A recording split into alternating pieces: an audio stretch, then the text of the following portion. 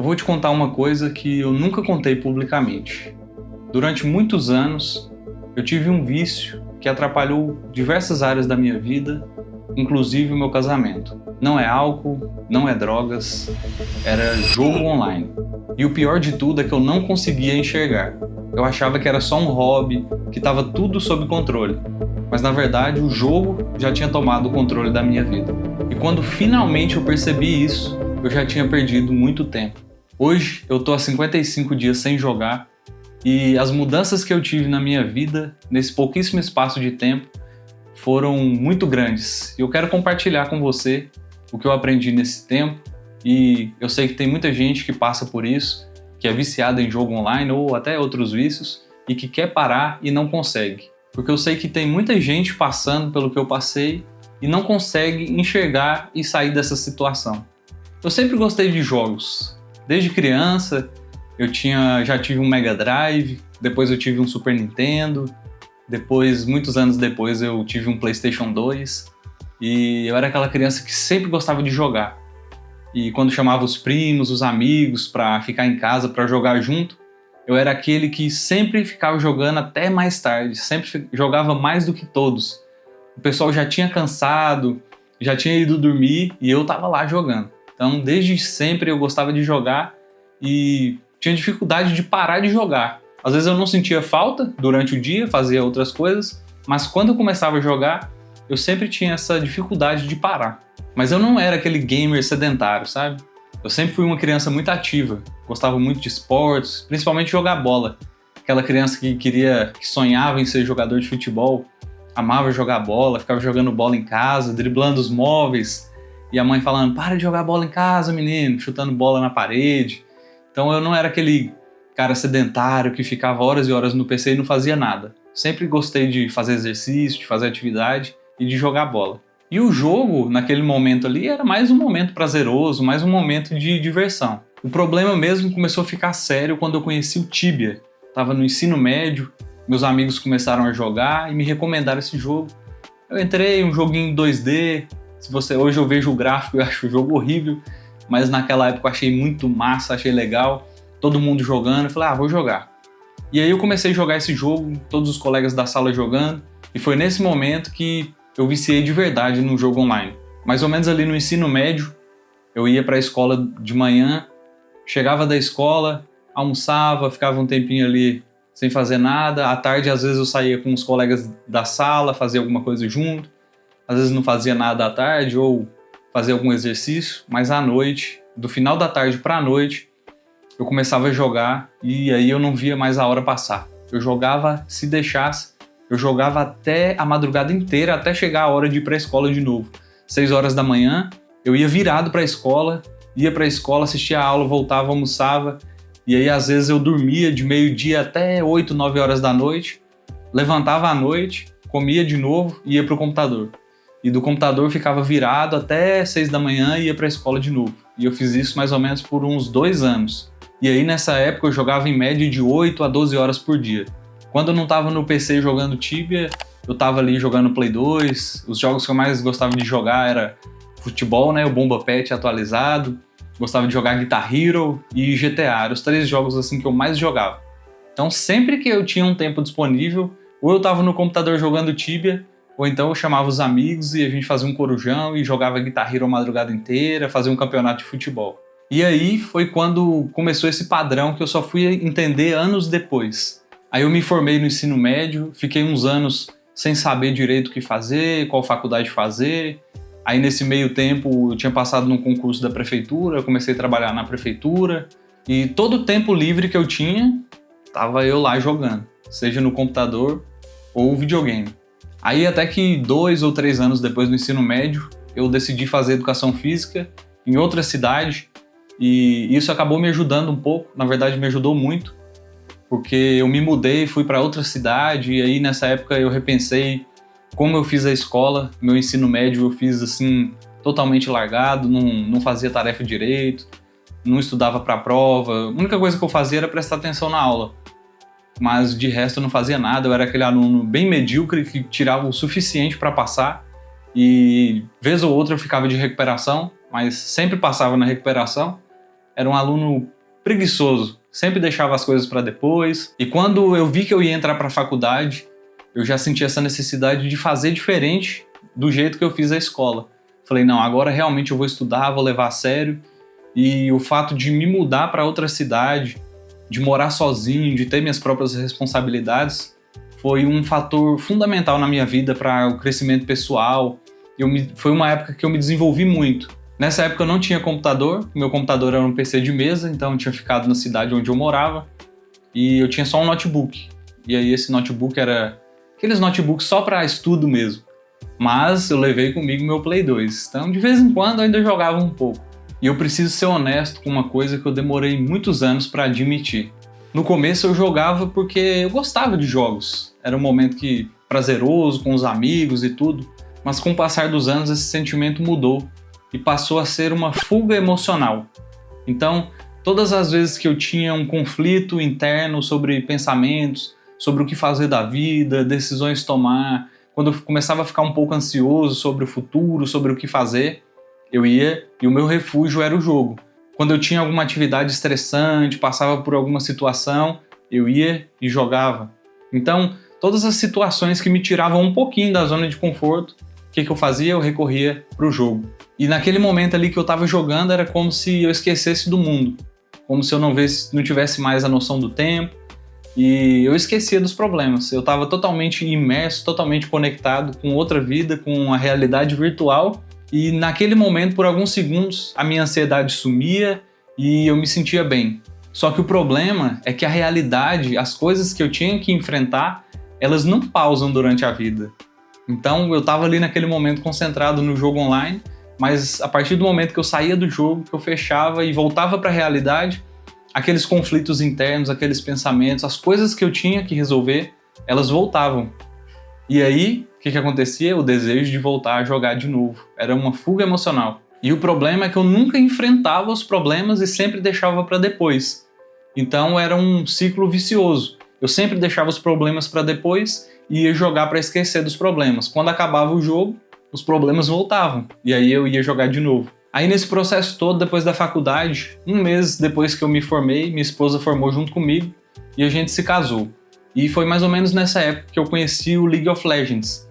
E comecei a jogar esse jogo, comecei a consumir conteúdos, gameplays, comecei a me interessar mais pelo LoL. E se antes eu já jogava muito, parece que foi só um aquecimento. Porque com o LoL, aquela vontade de jogar, aquele vício mesmo, foi muito mais real e muito mais forte. E o LoL foi tomando uma proporção muito grande na minha vida, de uma forma que eu nem imaginava. Então todo o tempo livre que eu tinha, eu estava jogando.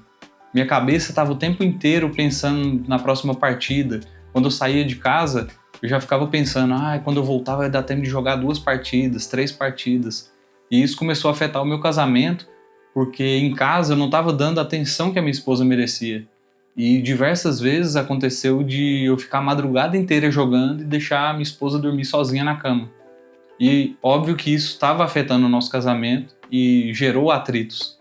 E a gente já teve algumas conversas sérias e eu me sentia mal, sabe? Eu queria parar, eu falava que eu ia parar e eu conseguia parar por 2 meses, mas depois eu sempre caía de novo e voltava com mais vontade ainda de jogar.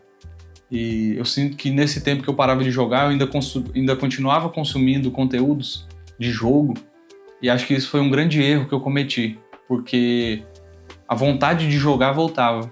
E o pior é que quando a gente está viciado no jogo, a gente não consegue perceber que a gente está afundando, a gente não consegue perceber que a gente está deixando de usufruir tempo com a nossa família, com as pessoas que a gente ama. A gente se afasta cada vez mais, que a nossa mente começa a ficar corrompida e a gente começa a pensar cada vez mais em jogar, que o jogo fica consumindo a nossa mente.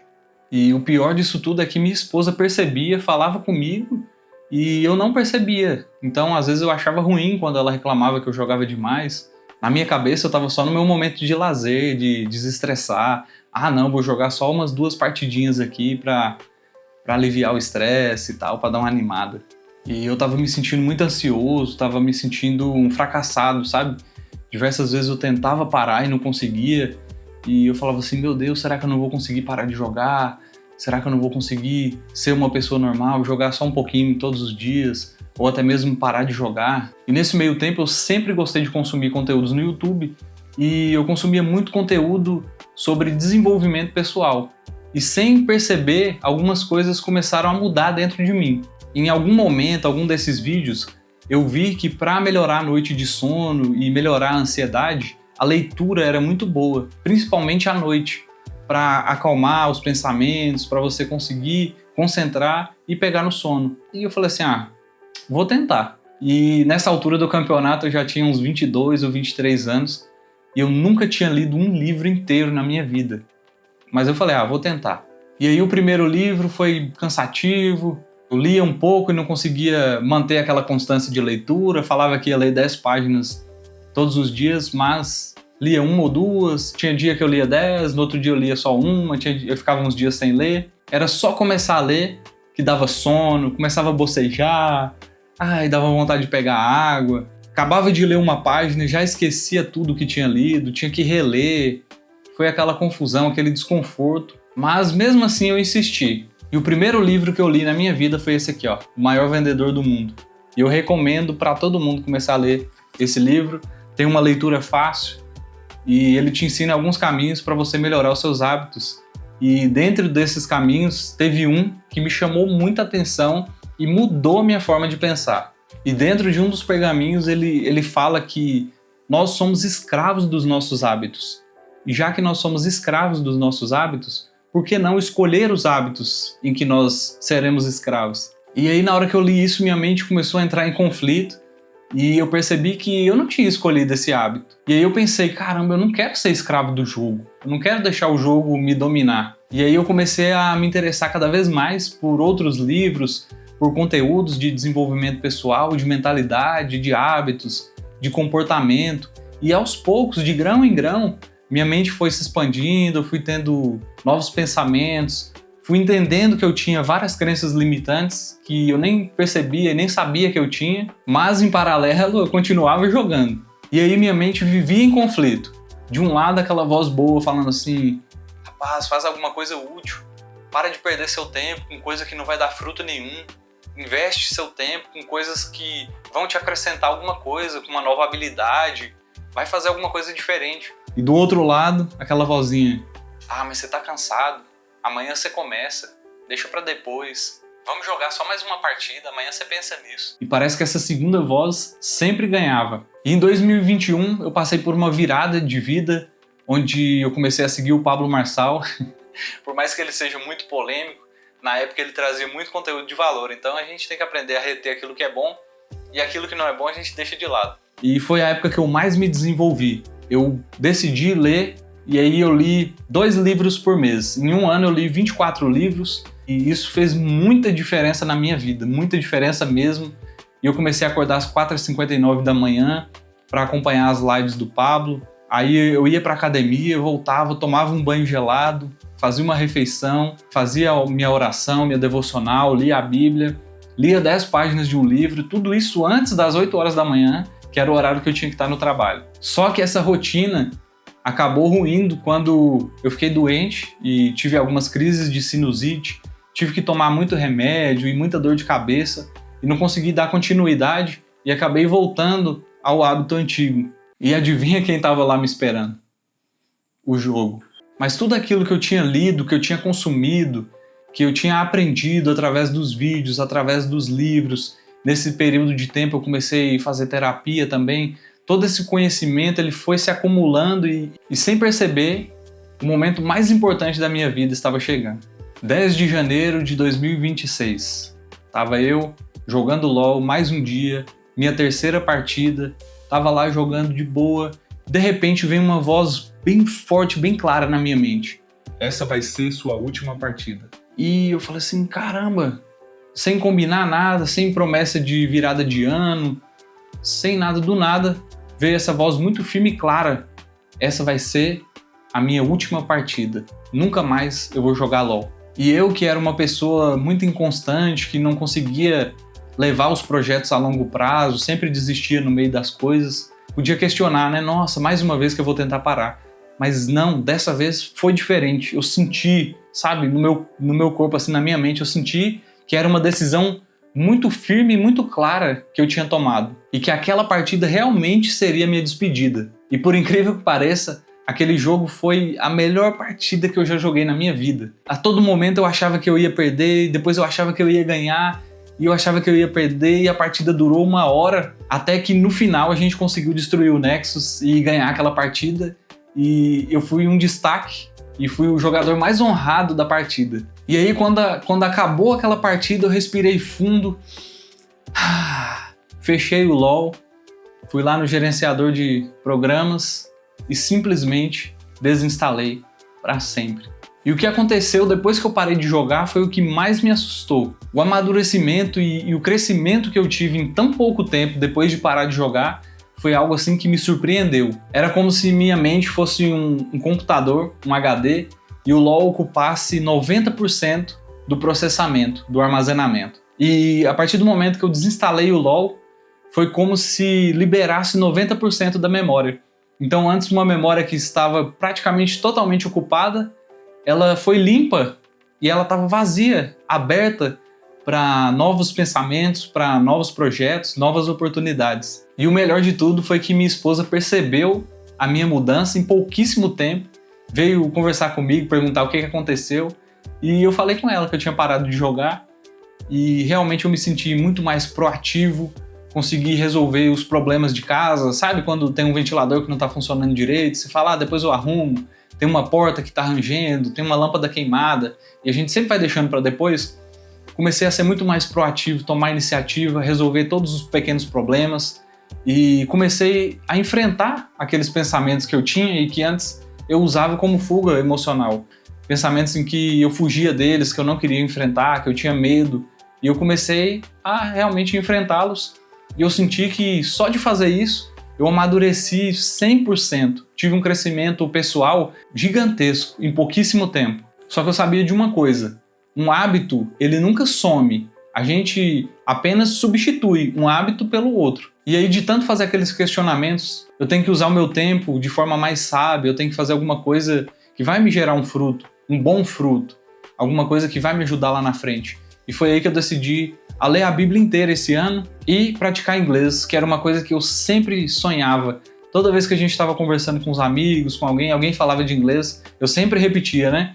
Meu sonho é falar inglês, meu sonho é ser fluente em inglês. Mas eu nunca fiz nada para ir em direção a esse sonho. E aí a minha mente, como ela estava vazia, no sentido de aberta para novos projetos, o meu eu interior veio, me sacudiu e falou assim, ei, você sempre fala para todo mundo que é seu sonho falar inglês, que é seu sonho ficar fluente, mas o que você está fazendo para chegar lá? Quais os passos que você está dando? Você não está estudando inglês, não está consumindo conteúdo em inglês, como que você vai ficar fluente? E aquilo doeu, mexeu comigo e eu falei assim, não, a partir de hoje eu decido, assim como eu decidi parar de jogar, eu decido a ler a Bíblia todos os dias e estudar inglês pelo menos 15 minutos todos os dias. E essa é a regra número 1. Todos os dias quando eu acordo, a minha prioridade é ler os capítulos da Bíblia do dia e estudar inglês 15 minutos. Só depois dessa tarefa que eu sinto que o meu dia começou. E hoje, enquanto eu gravo esse vídeo, eu estou há 55 dias sem falhar. E isso pode parecer pouco para muitas pessoas, mas para alguém como eu, que era uma pessoa inconstante, que não conseguia dar continuidade aos projetos, é uma conquista muito grande e eu estou orgulhoso de mim. E se você está vendo esse vídeo e se identificou com alguma parte, quero fazer um resumo e te falar o que eu aprendi nesse tempo. O primeiro erro é achar que a gente tem o controle sobre o vício. Ah, vou fazer só um pouquinho, vou jogar só mais uma.